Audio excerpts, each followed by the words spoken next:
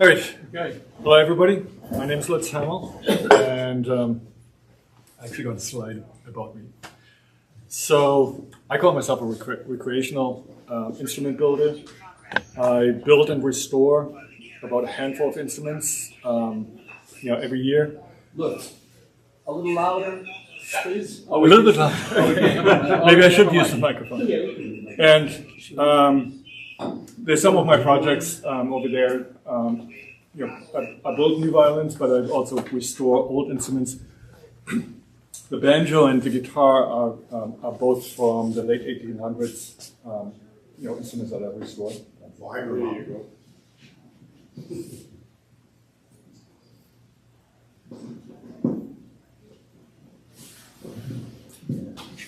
There we go. All right. Can you hear me now? All right.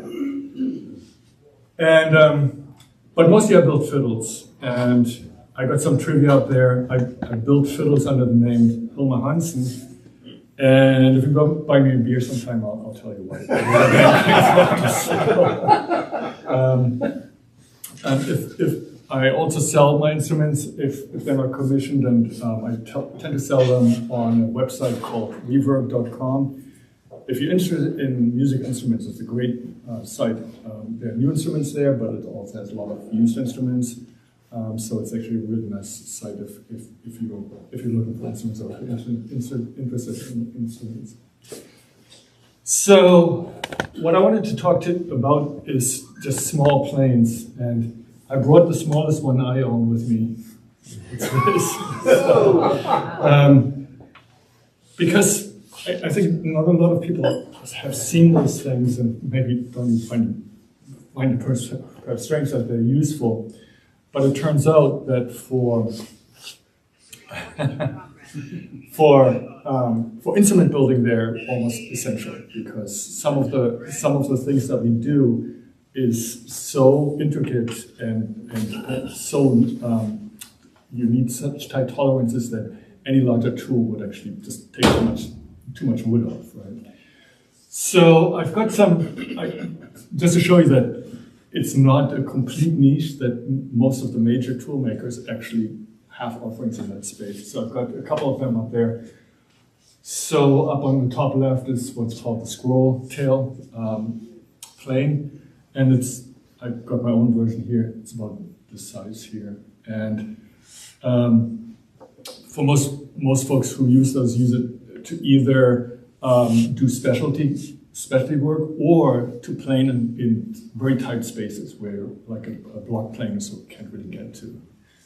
The next one over are a set of planes that actually were developed by a really famous luthier probably about 30 years ago, specifically made for instrument building. And the reason why they're specifically made for instrument building, I've got a couple here, is that the curvature on the sole is really fine-tuned for just the right curvature for building mandolins, fiddles, or carved, archtop guitars. So it's really kind of interesting, because if you look at some of the other offerings, they all have curved bottoms, but some of them have very aggressive curves, and in certain circumstances, it's actually hard to control how much of a bite they have in the wood. So. And the thing is, what you need when you, for example, carve a violin top, you need really fine control, because the difference between a good sounding top and a bad sounding top is sometimes a tenth of a millimeter. So it's tiny, tiny, tiny tolerances, and it's I was just telling Paul earlier. I was just carving a violin top, and literally the difference between a violin top sounding like just a piece of wood, like pluck, versus something that sounds like a musical instrument was really literally half a millimeter. So it was from 2.5 to 2. At 2.5, it still sounded like just a piece of wood, and at 2 millimeters actually sounded like an instrument. So very, very fine tolerances that we deal with. And it's probably also one of the reasons why violins and high-end mandolins can't be built by CNC machines, because you have to get down to 2 millimeters, and a CNC machine would just rip the top just apart. So you have to actually do that by hand.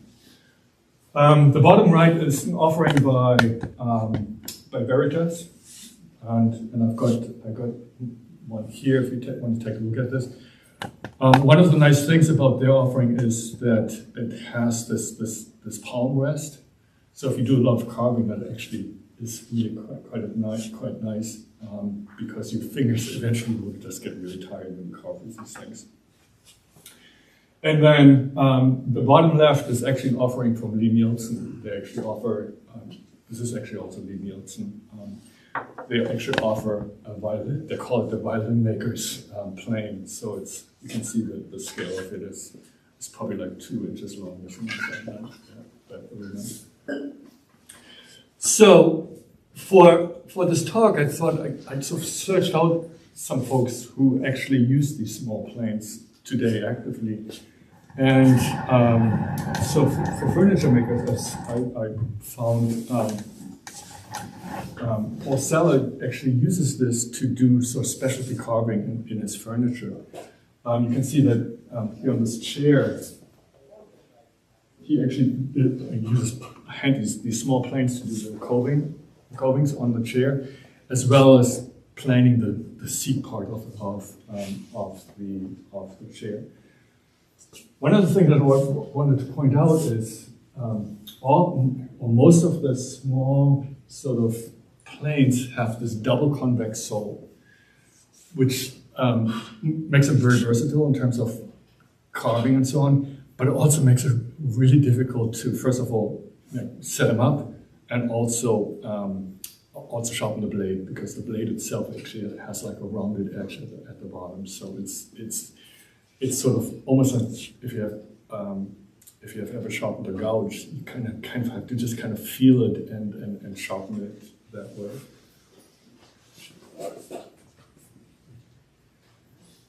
Here's another person who uses those small planes to actually carve parts of pieces of furniture. In this case, put some canvas on maybe a piece of leg of a chair or something like that. It was interesting. I read his comments. He thought that using these small planes is actually faster than trying to set up some large machinery and trying to do that, and gives some results much faster that way. So I'm not a furniture builder, so I always thought it was kind of interesting with some of those comments.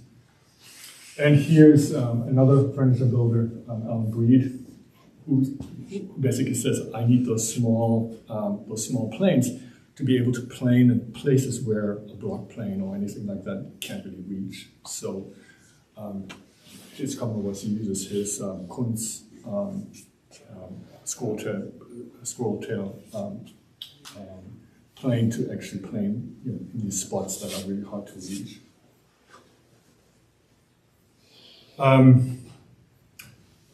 So Fine Woodworking actually had an article about planes being used in chair making, and unfortunately you can't see the webpage, but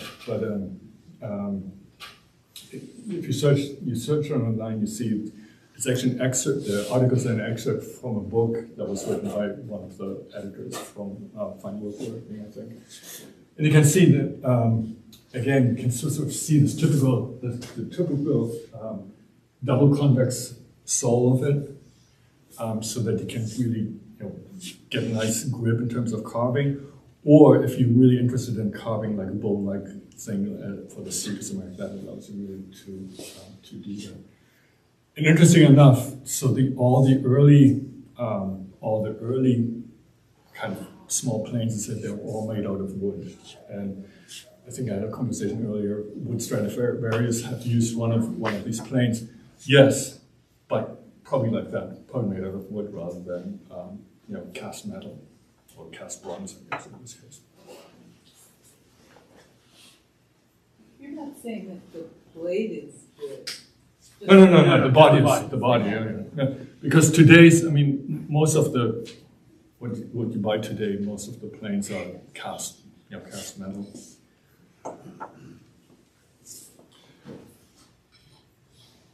The advantage, so it turns out, if you sort of look at the history, a lot of furniture makers or instrument makers, they actually made their own planes, because they actually made the planes just for the kind of purpose that they needed, so they could get the curvature right and so on.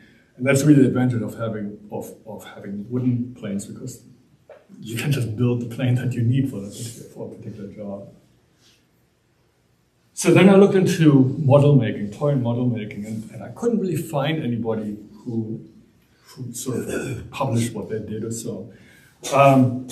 What I found is this one Japanese company had some of the work that's being done with their tools, and basically toy and model making it's sort of the same kind of jobs that furniture makers do, except on a much smaller scale, right? So you can see here they're building some sort of really small box with one of the small planes. The interesting thing that I didn't know until I started researching this is that in Japan, notice the funny thing about these planes? They use them backwards. Exactly. So when I first saw this picture, I said, what's going on here, right? They actually pull their planes rather than pushing their planes, which seems to be sort of a theme, because if you look at the Japanese saws, it's the same thing. Rather than pushing it the way we're doing with our Western saws, they pull. The cutting part of the saw is actually on the pull stroke. So the whole logic seems to be kind of backwards from our perspective. They probably look at our tools and say that's backwards. But again, so a bunch of different small planes. You've got the sort of small block plane kind of thing, but you also get the double convex plane to do covings and carvings and covings and things like that. And then finally, of course, what's relevant to me is these small planes used in musical instrument building, mandolins, violins, archtop guitars, and so on, and any kind of guitar, because you actually have to build the bracing underneath it. So here's an example of a guy. I like the little Lego guy just to show you what the scale is, right? So here using one of the small planes to actually create tune the bracing. Turns out in a guitar, you actually have to tune the bracing, just like the thickness of the top, you have to tune the bracing so that it actually works with the top. If the bracing is too thick or doesn't taper out thin enough or something like that, it will inhibit the vibration of the top, for example. So you have to get it just right. So how do you tune it? Because in order to make adjustments, you obviously have to take the top off. But then it's not permanently attached. So it's like. So what people do is, if you build enough, then you know what the top should sound like before you install it. So they actually what's called tap tone it before they install it.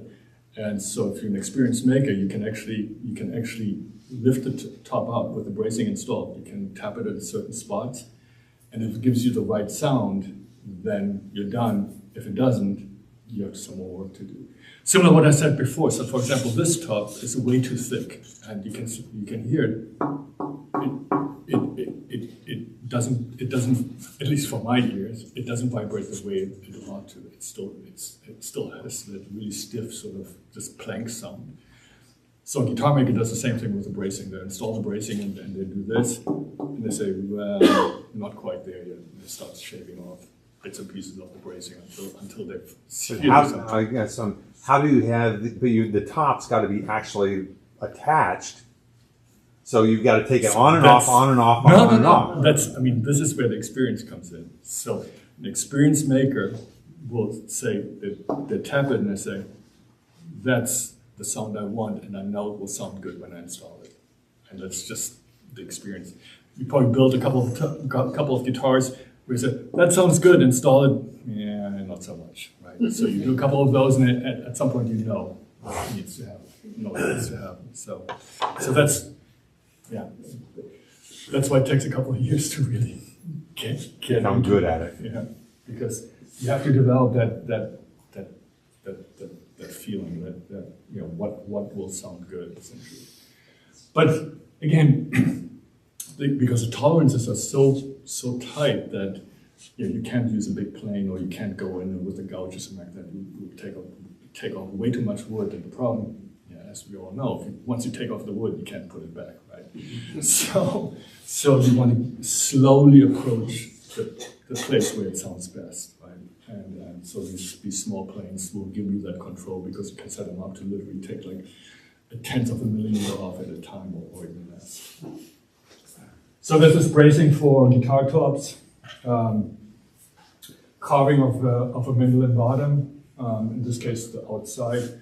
Again, you want to ultimately you want to have a nice, smooth sort of belly, that comes out. So typically what you start off with is you use a gouge to sort of rough it out, and then you use these small planes to really smooth it out and give you that nice, smooth belly, essentially. And then, of course, same thing with the inside of a violin. First gouge it out, and then use one of those small planes to give you that really nice, smooth surface on the inside.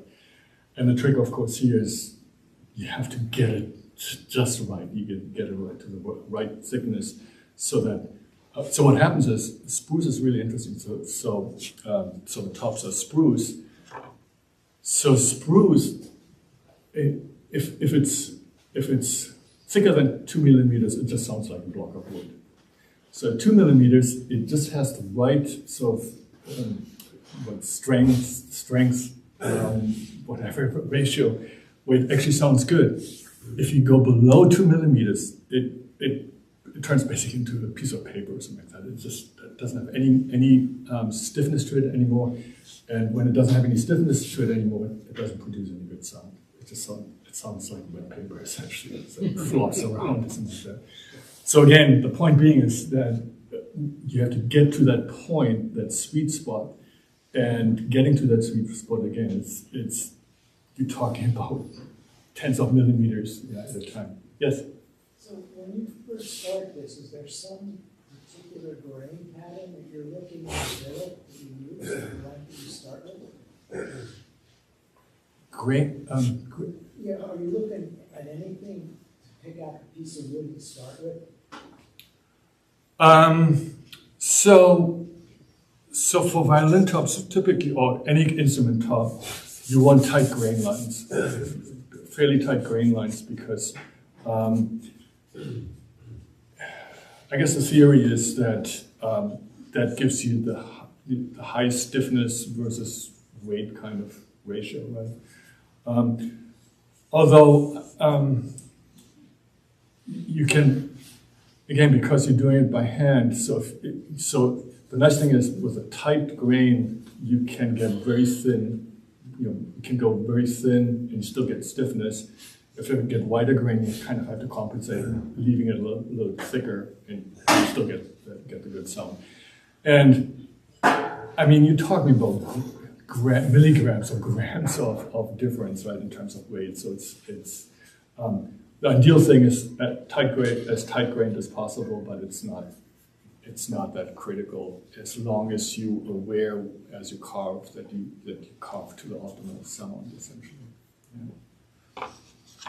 And yeah, so the top is really is sort of the critical part on violins, because they have the sound post, and so the violin compared to all other instruments, the top and the bottom are actually a coupled resonance system. So you actually, what you have to do to the top, you also have to do to the bottom. You have to actually tune the bottom in a similar manner, because it actually contributes to the sound. Very different from a guitar, where the bottom and the sides basically act as a reflector. In a violin, they actually act as a sound producer as well, because you have that sound post in between that not only activates the top, but also activates the back as a sound producing part of the instrument. So that really complicates violin building process, because you have to tune not only the top plate, but you also have to tune the bottom plate, essentially. Yeah. What size plane would you be using to thickness that? Top? Probably one of these two. That's sort of my go-to because they're small enough to get into these really complicated curves here, and they're large enough so you don't kill yourself, doing all that carving. Sometimes I use the really small ones. I use sometimes when you get to the sides here, because the sides can be very steep, and so you need a really small plane to get the steeper sides.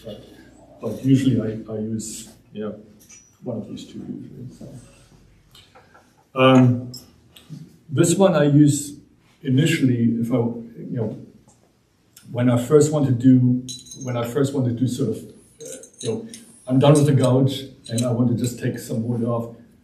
These Veritas ones, they have a really aggressive bite to them, so you have to be really careful because they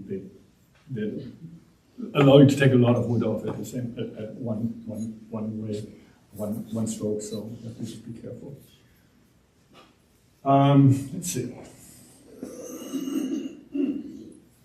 So you probably saw this. This is my arsenal, and I put a standard block plane in the back there just to show you just the size comparison. Okay.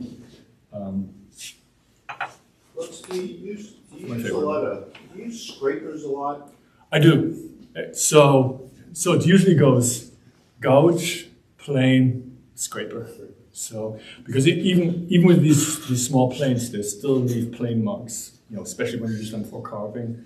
So at the end of the day, it's and so I use scrapers that are rounded, just so I can get into these curves. So one thing that I wanted to point out is, and I set up one of the over here, one of the small planes, is these fingered blades. I don't know if I've never seen that on larger planes, but the idea being because when you carve or when you plane, you have to plane these complicated contours, and that doesn't really allow you the flexibility to say, well, I will always go with the grain or something like that, because at some point you have to do the curvature. So these fingered blades reduce the tear out that could happen if you have to, for example, have to carve against the grain or something, or across the grain in a weird way, and especially the bottom could be highly figured maple. So the fingered blades allow you to carve in areas where if you use a traditional blade, you would just make a mess. Start ripping out. When you say fingered blade, do you mean a toothed blade? Toothed blade, yeah, that's what I meant, yeah.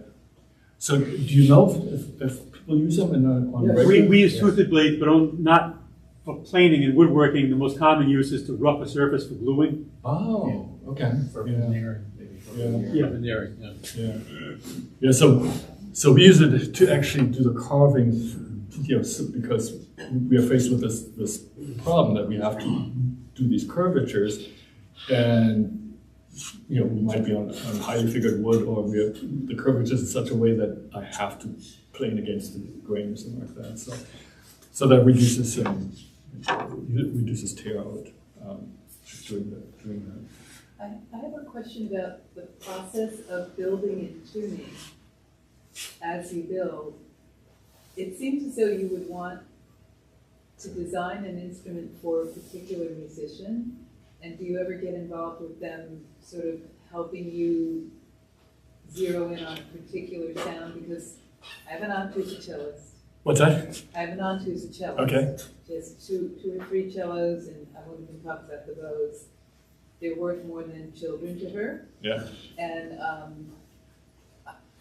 she has good stuff, and I forget the other cello's name, but they are a Gaston, sorry. But the sensitivity of a musician to the instrument it's a very fine match. It's like a horse and rider. Right. And so when you're deciding how that sound should be, when you're just assembling, before you even assemble an instrument, do you have your own sort of musical training, or do you have people who are helping you to, how do you come up with it? So, You can design a beautiful instrument, but it may not. well, so I mean, that's why musicians go to these violin shops and stay there for like 8 hours trying to figure out which instrument they want. So, Right, exactly. I mean, I'm at a level where I don't get involved with high musicians that want just that one particular sound and so on, because you know, those instruments, they start at $20,000 and go up. So I'm not in that market. But so when I designed the top, I designed it for the fiddle sound that I like. It's you know, so traditional Americana kind of fiddle sound. So it gives you kind of a full sound. But you have a sense of musicality, you must have. I'm a musician. I play, yeah. So I play. I used to play in fiddle. I hurt my back, so I haven't been able to play in a while. But yeah. So I kind of know what the sound that I want out of the fiddle, and when I do the tap tuning, I know what I'm looking for. It seems it would be impossible to do that without having that sensibility first. Yeah, I mean, not every violin maker is a violin player. So what they do is they work with musicians, and after a while, you know, so many musicians tell you, "Oh, that's the sound I like," and you start sort of saying, "Oh, when I do this, when it sounds that way, that's the sound that people like." But I mean, there are also guidelines. When you go into the literature, you will find there's sort of, if you build a top at this, you know, with this thickness and so on, it will sound pretty good. So there's general guidelines that you can go by. Yeah. So are these tiny planes standard bed angles, 45 to 55, or are they low angle? Bevel up or bevel down? I think they're pretty standard. You don't get a choice, at least when you buy them. So that whoever designed them, that's how they come. Now, as I said before, I mean, a lot of, you know, especially the makers from past centuries, they made their own planes. So maybe they set them up as low angle planes. But I think these are, my guess is they're 45. It looks like a 45-degree angle. Most of these small ones. This one has maybe a little bit lower. This might be 35, a little bit lower. And the Lee Nielsen, definitely, I think that looks like a 25 degree angle. So, but the ones that were specifically designed for instrument making, they tend to have, looks like a 45-degree angle. It's funny that you ask that. I had never even thought about that because I just put the blade in and use it. But I don't think I have any. Oh yeah, I wanted to talk about sharpening. So I tend to use, I have the bottom one, the workshop one, which I just found out they discontinued. I'm like heartbroken. But I found out Veritas also sells one.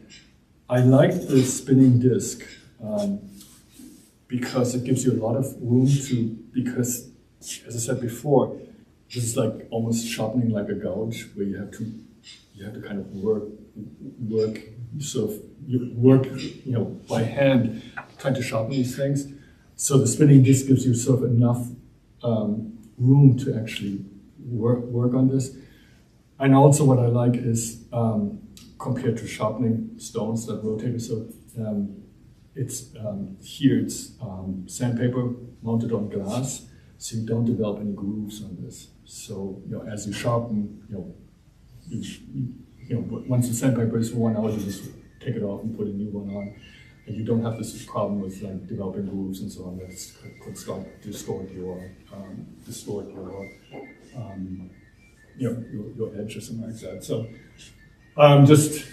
just wanted to point that out that I tend to like that, and what I want. So these double convex, talking about setup, these double convex, double convex bottoms of these planes, it's kind of hard to set up.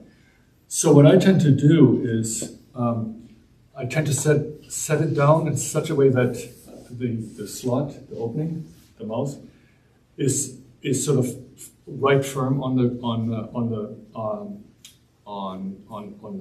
wood or something like that. Then push the blade so it's set up. But that usually sets it up that it's not aggressive enough. It doesn't come through enough. And then I use a hammer and give it a couple of taps, and that usually sets it up just aggressive enough so that you have a lot of control as you carve. But it took me a while to figure out, because if you just set it down like this without pushing the mouse onto the wood, and you slide the blade through, it automatically sets it up to aggressive because of the curvature. If you think about the curvature, the mouse is sort of on the upswing of the curvature. So if you put the blade in by just letting it sit there, the blade actually slips through and it sets it up to aggressive. And so when you try to use it, it just starts ripping everything up. So you actually have to actively push the mouse onto the wood, slide the blade through, tighten it, and then just give it a couple of taps and then set it up just right with just enough aggressive. Or if it's not aggressive enough, give it another couple of taps. But you have more control over how deep the blade is, rather than just sort of let it slide through and you're kind of stuck with whatever it sets it up with. So I think that's all I have. So what I wanted to do is I know that a lot of folks probably haven't worked with these. I set up two things up here, and I invite you to try it out. So this is, don't worry, this is a really old top, and you can see I kind of abused it with trying all kinds of different things on this. But if you wanted to try out, maybe do some concave carving on this thing. And then here I set something up that is almost like a brace for guitar. So you can, if you wanted to try it, oops, this one is. You can kind of, oops, that's right. If you wanted to sort of try to shape the wood with a small plane, see how it feels. So yeah, that's all I have. Thank you.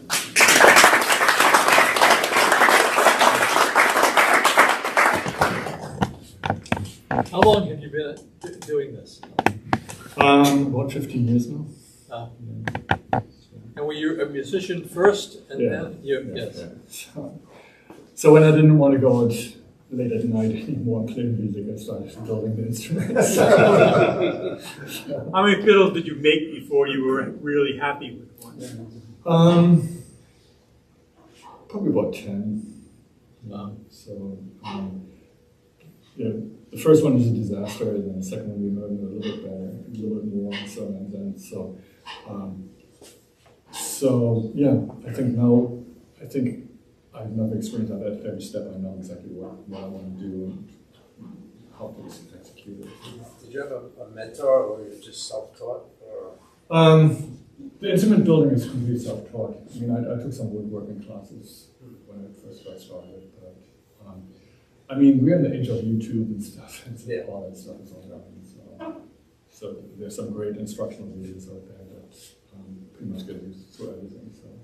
And from start to finish, how long does it typically take? So if you were to work like non-stop, it takes about 20 hours to build the fiddle, and then the problem is when you want to finish it, you have this curing time in between. So if you use oil varnish, it takes probably another couple of months before the varnishing is done. I tend to use a spirit varnish, so the turnaround time in spirit varnish is much faster because it dries almost instantaneously. So with spirit varnish, you can actually get a couple of layers of varnish on the fiddle within a week or so. By spirit varnish, do you mean shellac or? Yeah. So it's same thing. I don't know why. In the violin world, they call it spirit varnish. I have no idea. I've never seen it. I've never heard it referred to as spirit varnish. Yeah. No, but it's shellac with usually with some colorings in it. So either some amber or some wood, something. When you're doing the tuning for the top, do you have to keep in mind and take into account however many layers of finish you're going to put on it? Because is that will the finish? I would think that it'll depend upon how thick it is that it could change the tone. So the idea is that it's very thin, so it almost has no effect on it. So I mean, literally, I think. So I usually put between 6 and 10 layers of varnish on it, but the layers are extremely thin. So it's really a layer is one brush stroke essentially. So it really has no, especially with oil varnish is a little bit trickier because oil varnishes tend to dry harder and the spirit varnish they tend to stay very flexible because we have no. My experience anyway, no real effect on the sound. What cut do you reduce the shellac down to? Is it a 1 pound cut or? I don't really know because I just buy it pre-mixed. Oh, okay. so I buy pre-mixed spirit varnish. There you go. Because when I use shellac, I usually buy the flake, and then I can control how much shellac actually goes in. I used to know that. About 10, 15 years ago, I did that. I did my own mix and so on, but I can't remember what the cut was. But I can look it up. I think there was some. Yeah. What we were talking earlier about woods. What wood would be used? What woods do you use for? So it's really kind of interesting. So the absolute traditional woods are spruce top, maple back, and maple neck, and maple sides. Nowadays, people just use all kinds. I actually just read an article of a South African violin maker. He uses a yellow wood top, sapling sides, and back and neck. So it's really interesting. So it's a completely different way of thinking about these woods. So the idea is top, some sort of softwood, spruce-like or cedar-like, and hardwood for the back, just to give that sort of that reflectivity again. That the hard back kind of acts as an amplifier for the. Because that backwood is harder, are you making that thinner than the top, or is that also? No, it's maybe a little bit thicker because you're not so worried about producing that particular sound, but it has to be thin enough to still vibrate. So usually instead of 2 millimeters, the back I think is you carve it out at about 2.8 millimeters or something like that. So just to give it enough stiffness to sort of amplify and sort of throw the sound back into the instrument. So Lutz, do you actually make the thickness of the top always the same thickness, or are there places that are thicker than others? Good question. And I'm thinking about the sound poster. Right. So the back is pretty much uniform because you at 2.8 it's just kind of uniform. The top is really kind of interesting because you have a thicker center because that's also where the bridge and the sound post sit, and then you have. And you kind of leave the center also kind of thicker, that acts almost like a spine across the top.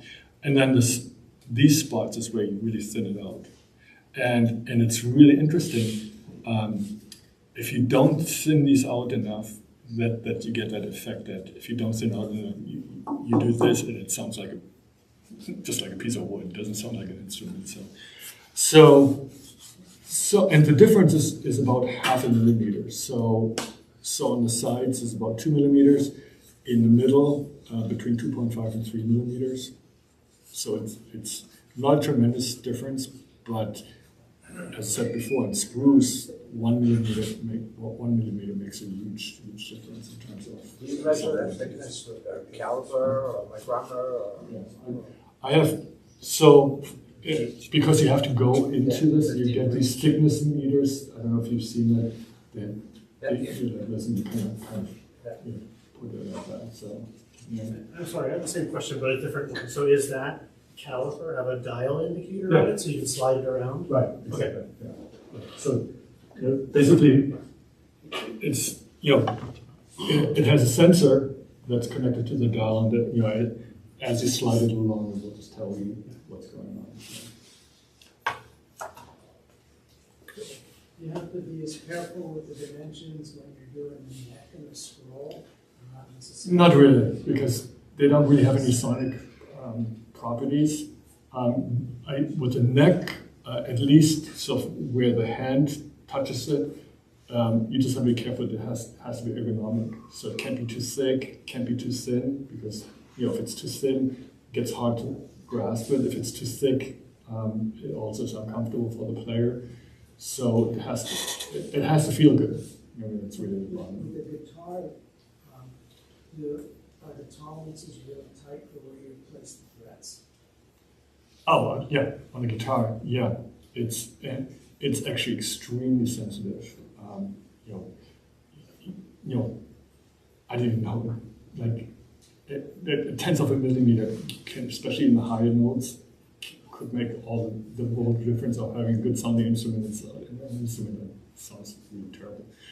So most people use jigs that have pre-slotted spots in it, so that you get the exact same, and then use something like that. Most people use CNC machines for that stuff in today's world, because it's such a repeatable. It has to be so repeatable. It has to be so exact that.